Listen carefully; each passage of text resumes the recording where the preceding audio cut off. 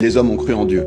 Sauf que, à partir du XVIe siècle, de Copernic à Darwin, Freud, en passant par Galilée, Laplace, il y a toute une série de découvertes scientifiques qui font que les gens se disent la science n'a pas besoin de l'hypothèse de Dieu. Et donc il y a un courant matérialiste très fort qui s'appuie sur le prestige de la science qui est extrêmement puissant. Et puis, au début du XXe siècle, tout change. C'est un peu l'adage, vous savez, un peu de science éloigne de Dieu, beaucoup y ramènent. Toute une série de découvertes vont dans l'autre sens et concluent à deux choses.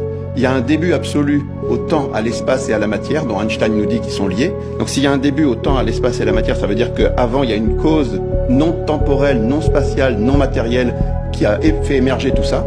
Et puis, chose très importante, dans les 50 dernières années, on s'aperçoit qu'il y a des réglages absolument fous dans l'univers, que les données initiales de l'univers sont absolument réglées d'une manière fantastique, et pareil pour les lois de la physique et les lois de la biologie.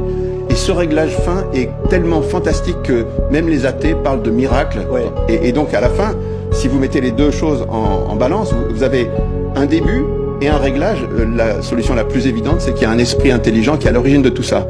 Et dans notre livre, donc il y a la partie scientifique qui fait les 2/3 du livre à peu près, parce que la science était le véritable obstacle, mais il y a toute une série d'autres anomalies de l'histoire sur lesquelles on peut réfléchir de manière rationnelle, et l'ensemble de tout ça fait une série de preuves convergentes, indépendantes, rationnelles, qui ont toutes le même résultat en fait.